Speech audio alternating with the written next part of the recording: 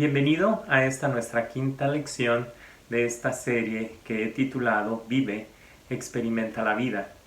Y en esta ocasión vamos a hablar acerca de cómo vivir en victoria. Como te comentaba al principio de esta serie, vamos a ir avanzando gradualmente en profundidad de enseñanza de la Biblia. Y cuando termine esta serie estaremos aún profundizando más y más. Así que no dejes de asistir, no dejes de aprender, porque el tema del día de hoy es fundamental. Cuando aceptamos a Jesús como Señor y Salvador, Él nos promete y nos cumple tener una vida nueva. Sin embargo, es nuestro trabajo como creyentes el empezar a renovar nuestra forma de pensar. ¿Y a qué me estoy refiriendo con renovar nuestra forma de pensar? Me estoy refiriendo a ir identificando esas mentiras que hemos creído de parte de Satanás. Sin embargo, no es tan sencillo en muchas ocasiones el identificar qué es mentira y qué es verdad, porque hace tanto tiempo que lo creo y el ambiente en el que me muevo también lo cree, que pareciera verdad. Es por eso que es necesario el ir aprendiendo la Biblia completa desde Génesis hasta Apocalipsis, irla leyendo poco a poco, entendiéndole. Y el día de hoy, como te comento, quiero hablarte acerca de Vive en Victoria. Y te voy a estar hablando de 3 puntos específicamente, de las promesas de parte de Dios, de mirarte como Dios te mira y empezar a vivir en libertad espiritual. Así que para empezar de lleno, las promesas de parte de Dios son tan necesarias porque son, como te menciono, las que van a ir identificando qué es verdad y qué es mentira en tu vida. De tal manera que no importa por cuánto tiempo has creído una mentira, cuando vas leyendo en la Biblia que lo que crees es contrario a lo que Dios piensa, a lo que Dios ordena, entonces tienes la opción de hacer la voluntad de Dios o seguir creyendo lo que creías. Así que quiero mencionarte algunos ejemplos de ello, como te voy a ir comentando algunas promesas de Dios y en dónde se encuentran en la Biblia, y tú más en tu tiempo puedes ir profundizando en estas promesas. Como primer ejemplo, dice que Dios nos ha bendecido en las regiones celestiales con toda bendición espiritual en Cristo. Y esto es una promesa que no solamente se enfoca en las cuestiones materiales, sino en todas, y lo más importante, que es lo espiritual, lo que no vemos, lo que es eterno. Más allá de este mundo, Dios nos ha prometido cosas, nos ha prometido crecimiento, nos ha prometido un hogar donde dice que tendremos una morada celestial, una casa en el cielo. Dice que en el cielo no habrá más tristeza, ni más llanto, ni más dolor. Entonces es el lugar perfecto y Dios lo ha prometido. Entonces tenemos que dejar en ocasiones de creer que no tenemos nada. Tenemos que ir identificando, como te menciono, esas formas de pensar a través de las promesas de Dios. Otra promesa que menciona allí mismo en Efesios, la Biblia dice: nos dio en abundancia con toda sabiduría y entendimiento. Entonces, en ocasiones hemos creído la mentira de que, bueno, cuando somos pequeños, en ocasiones nuestros padres nos educaron lo mejor que pudieron, pero en ocasiones nos hicieron sentir con comentarios que somos tontos, que somos poco diestros, que somos torpes para cosas. Pero dice en la palabra de Dios que Él nos dio abundancia con toda sabiduría y entendimiento. Entonces son promesas que cuando las escucho, tal vez esas voces interiores de cuando yo era pequeño me dicen: no, tú no vas a hacer nunca nada en la vida, no, eres un burro, no, eres muy torpe. Pero la Biblia dice que Él me ha dado sabiduría y entendimiento, y allí es donde empiezo a experimentar esa vida de victoria, cuando voy creyendo lo que mi Padre, el que me diseñó, el que me cuidó desde antes de que naciera y en el vientre de mi madre, Él, Dios, Él es la verdad. No lo que la gente opina. Lo que la gente opina es solamente eso, una opinión. Pero lo que Dios dice a través de su palabra es la verdad. Y ahí es donde empiezo a experimentar el vivir en victoria. Otro ejemplo de ello, igual en Efesios, dice: nos hizo conocer el misterio de su voluntad conforme a su buen propósito en Cristo. En más de una ocasión a mí me ha pasado que siento que mi vida no tiene propósito, que siento que no estoy dejando un legado, que no tengo una misión, que no tiene razón de ser mi existencia. Sin embargo, Dios es quien tiene la última palabra, ni yo mismo, ni lo que otra gente opina, ni lo que la gente alrededor mío, cuando me comparo, digo, no, pues es que tengo menos. No debemos de definirnos conforme a las cosas materiales que poseemos. No sé si tú eres responsable de haber nacido donde naciste, de los padres que naciste. A mí me hubiera gustado haber nacido en La Joya, California, ¿no? Donde todos son millonarios, con unas casotototas y carros. Sin embargo, cada uno nació donde Dios quiso, porque Dios tiene un plan para nuestra vida. Entonces, cuando me comparo, simplemente es como comparar una pera con una manzana. No son iguales, no saben igual, no producen el mismo árbol. Entonces no debo de compararme con otras personas. Dios dice que Él me hizo conocer el misterio de su voluntad conforme a su buen propósito en Cristo. Mi propósito está en Cristo y Él me lo reveló, Él me lo muestra. Sin embargo, yo tengo que estudiar la Biblia.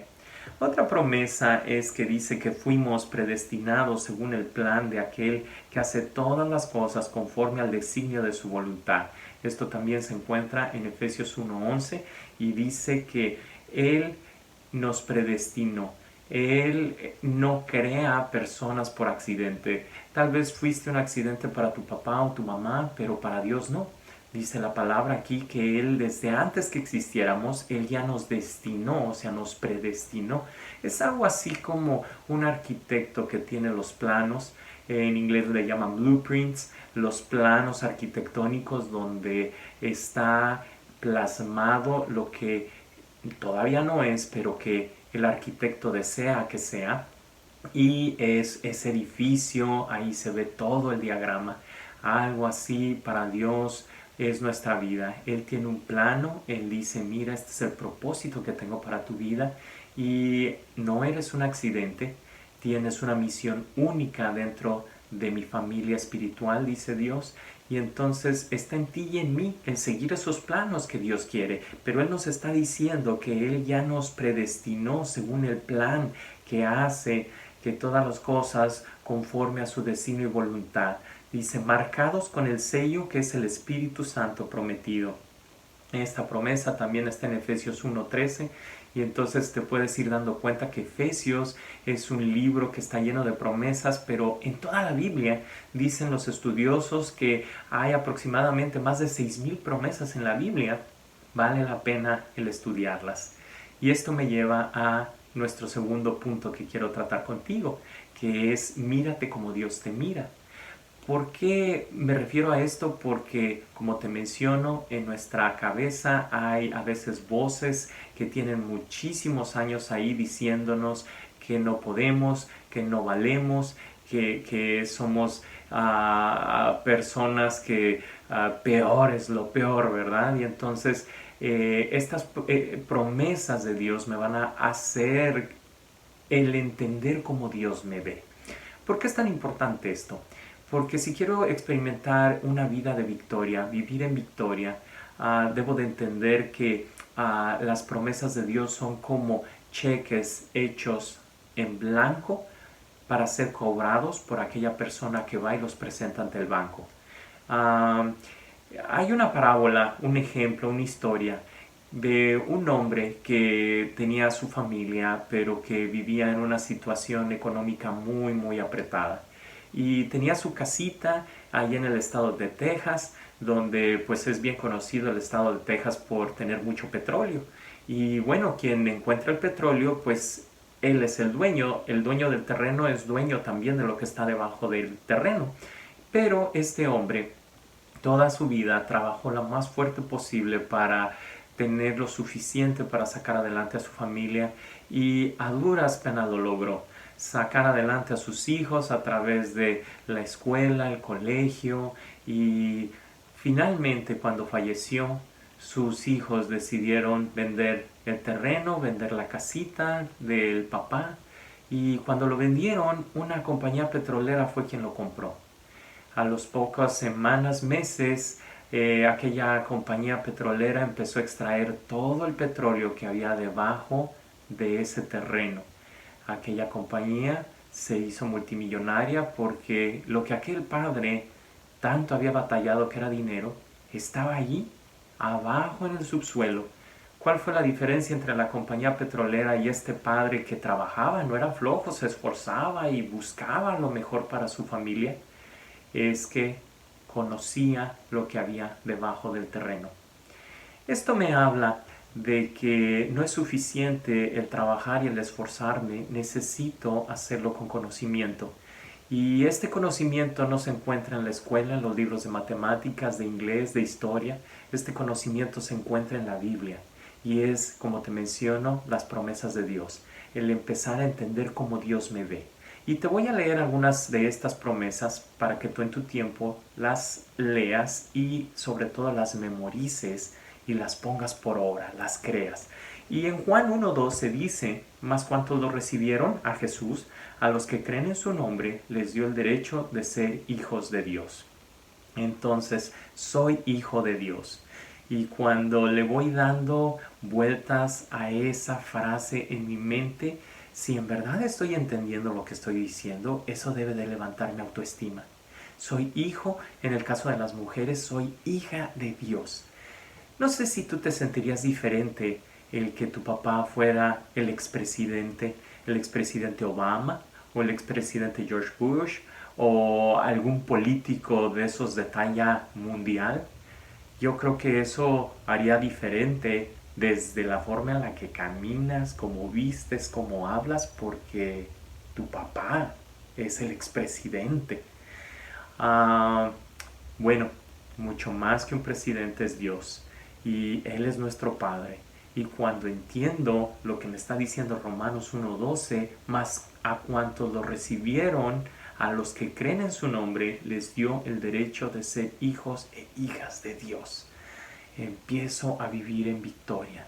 Empiezo a dejar de hacer lo que hacía porque ahora pertenezco a una familia de renombre.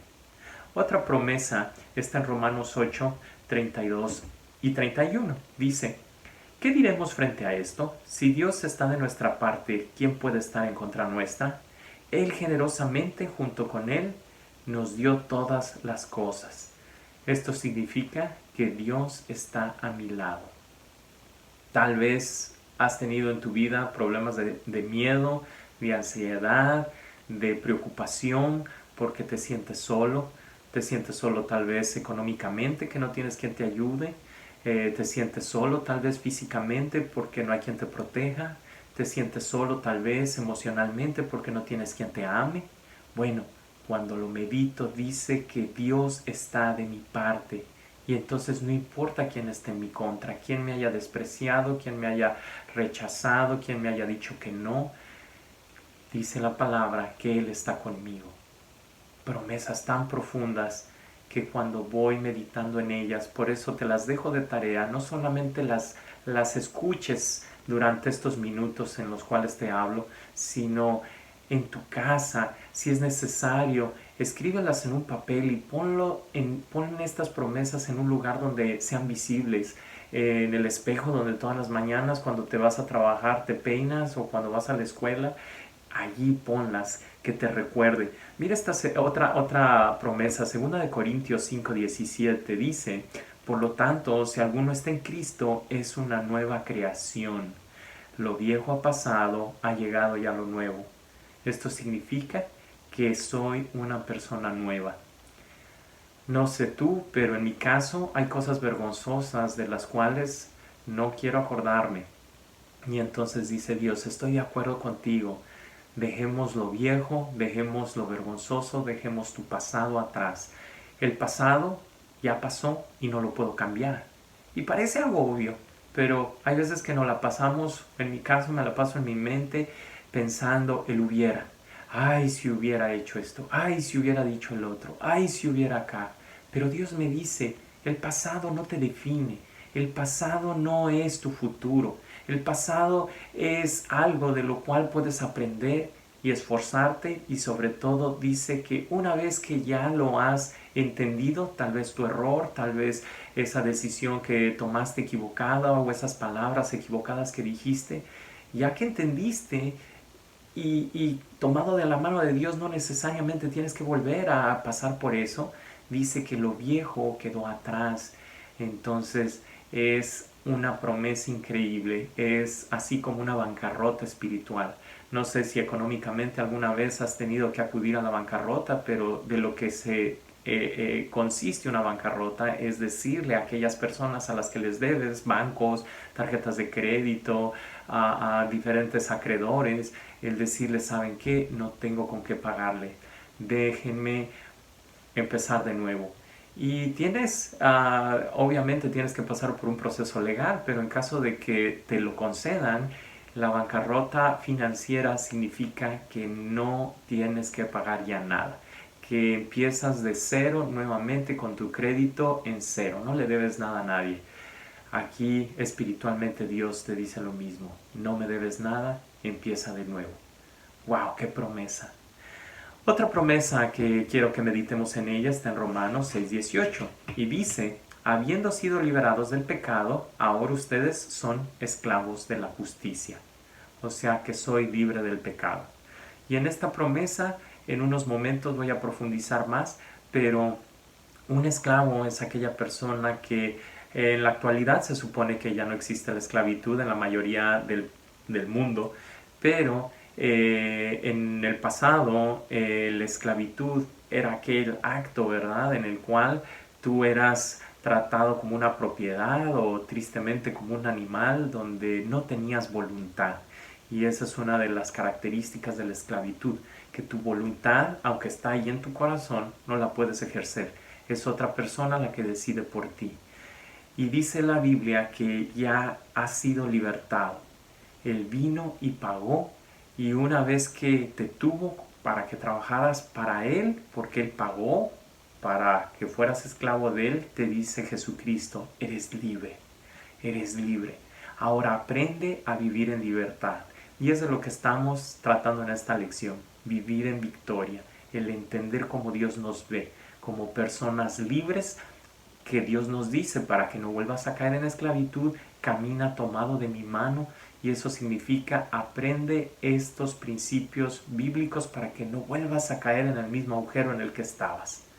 Vamos a seguir viendo otra promesa. Efesios 2:10 dice, porque somos hechura de Dios, creados en Cristo Jesús para buenas obras, las cuales Dios dispuso de antemano a fin de que las pongamos en práctica. Dios tiene un plan perfecto para tu vida. De esto habla esta promesa. Y dice que Dios sabe las cosas buenas para las cuales Él te creó.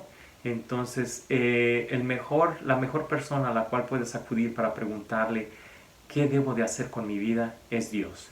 A veces le preguntamos a nuestros padres, a nuestro cónyuge, a nuestros hijos. A veces vamos por la vida preguntándole a todo mundo, a nuestro patrón, a la economía, a mis estados de ánimo, ¿para qué soy bueno? Y hay veces cuando me canso de buscar para qué soy bueno, me deprimo.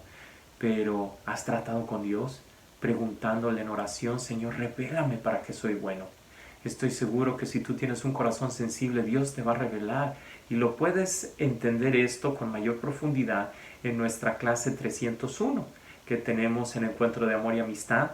Y si tú quieres darle un vistazo, se encuentra en la página de internet de la iglesia, que es www.encuentroaa.com. Y allí te vas a encontrar las clases de crecimiento espiritual, y allí se encuentra la clase 301 donde profundiza más acerca de este principio, entender para qué Dios te creó. Pero definitivamente Dios a toda persona que creó le puso un propósito, tenía ya un diagrama desde antes de nacer. No habemos accidentes para Dios. Otra promesa se encuentra igual en Efesios capítulo 3, versículo 20. Y dice, al que puede hacer muchísimo más que todo lo que podamos imaginar o pedir, porque el poder que obra eficazmente en nosotros. Entonces tenemos ese poder eficaz, y esto significa que Dios me puede dar mucho más de lo que yo pudiera pedir. En otras palabras, Dios puede hacer en un minuto lo que a ti te ha tomado toda una década. Y lo podemos ver a través de diferentes personajes de la Biblia. Obviamente no todo es felicidad. Va a haber ocasiones donde Dios nos quiere enseñar cosas y hay veces por ser lentos en aprender o hay veces por ser necios nos toma mucho tiempo y tenemos que pasar por dolor. Pero en el caso de José el soñador, su vida cambió de ser un esclavo una noche a la siguiente mañana ser el segundo después de Faraón a cargo de todo Egipto. Entonces Dios puede crear más de lo que tú te has esforzado en 10 años, Dios lo puede hacer en un minuto. La cuestión está en que tenemos que caminar todo el proceso, dejar que Dios sea quien nos va dirigiendo como un padre sabio, obviamente, a un hijo que va tomado de la mano. Esto me lleva al tercer punto que quiero compartirte el día de hoy. Empieza a vivir en libertad espiritual. Empieza a vivir en libertad espiritual. Y como te menciono, en el caso de este hombre que se esforzó y trabajó y tenía su familia y a duras penas la sacó adelante económicamente, cuando tenía toda esa fortuna en petróleo debajo de su casa. ¿Por qué? Porque no conocía las promesas de Dios. Entonces tengo que vivir en libertad.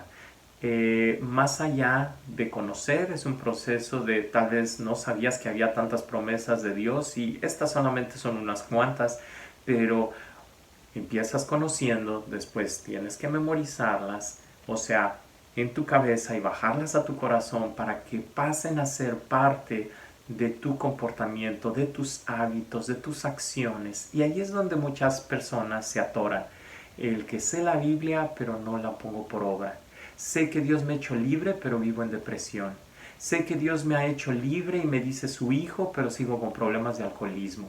Sé que Dios dice que me ha hecho una nación santa, real sacerdocio, linaje escogido, y hay veces que hasta lo investigo y entiendo cada término, pero sigo tropezando en pornografía, sigo tropezando en enojo que se vuelve ira y insulto, rompo cosas.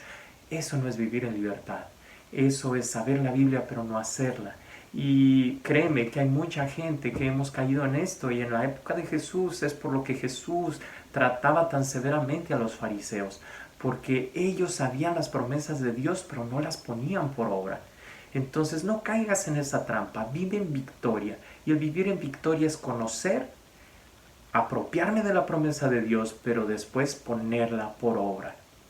Juan 8, 34 y 36 dice, ciertamente les aseguro que todo el que peca es esclavo del pecado. Así que si el Hijo los libera, serán verdaderamente libres. Como te menciono, a través de nuestra vida, Satanás ha tratado de que haya muchas voces en nuestra cabeza que nos mientan, que nos digan esas voces que nos servimos, que no vamos a tener, que cuidado porque por aquí o por allá te pueden asaltar, te pueden asesinar y entonces podríamos decir yo no soy esclavo de nada, sin embargo vivimos con temor, temor a que nos roben, temor a que nos maten, o ¿qué te parece? Temor a la economía, hoy temor a que me despidan, temor a no tener el día de mañana suficiente para comer, o tal vez el temor a no ser alguien que tenga valor y me la paso toda la vida buscando el demostrarle a los demás que valgo. Y entonces desde la ropa que compro es para demostrarle a la gente que valgo. El carro con el cual no solo me transporto, sino vivo endeudado, no es solamente un medio de transporte. Busco a través del carrote que tengo el decirle a la gente, miren, sí valgo. Y muchas de estas cosas a veces las hacemos inconscientemente, pero dice Dios, te quiero hacer libre de toda esta esclavitud. Y conforme te voy mencionando estas formas de estar esclavizado, vas identificando y tal vez pensabas que no eras esclavo de nada, pero déjame te doy algunas más. ¿Qué tal ser esclavo del miedo a la soledad? Y entonces trato de que la gente me quiera. y no de una forma sana, sino quiero que me quieras y vivo buscando la aprobación de todo el mundo y hago cosas que no me gustan con tal de que me acepten.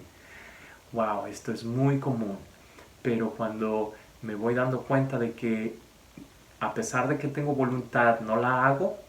¿Recuerdas que te mencionaba que esa era la definición de alguien esclavo? Tengo voluntad, pero no la hago porque alguien más está decidiendo por mí. Y ese miedo a la desaprobación es lo que me esclaviza.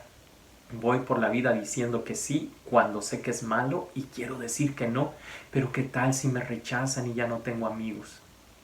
¿Alguna otra fuente de esclavitud pudiera ser la amargura? Cuando alguien me ha ofendido y me paso la vida esclavo a ese recuerdo, a esa emoción.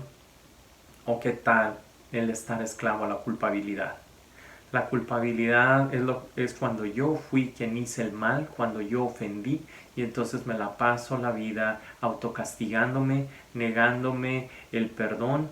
Y entonces tanto la raíz de amargura, que es cuando yo no perdono, es contrario a la culpabilidad, cuando yo fui quien ofendí y no me perdono. Alguien más no me perdona y vivo, yo no quiero perdonar a alguien más y vivo atado a la raíz de amargura, es contrario a la culpa, ¿verdad? Pero los dos tienen en común la culpabilidad, la falta de perdón.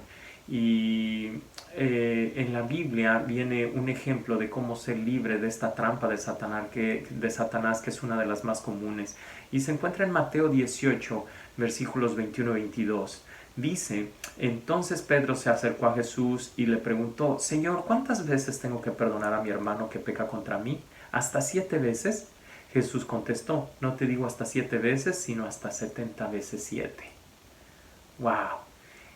Sé libre de todas estas formas de esclavitud y vete como Dios te ve. Dios te ve libre, pero tenemos que aprender a perdonarnos a nosotros mismos y a perdonar a los demás.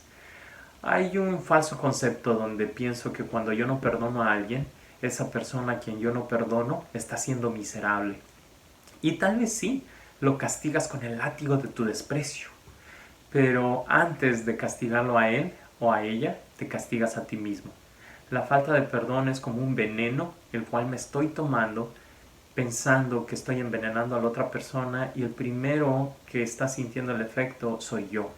¿Por qué? Porque mi relación con Dios se ve afectada.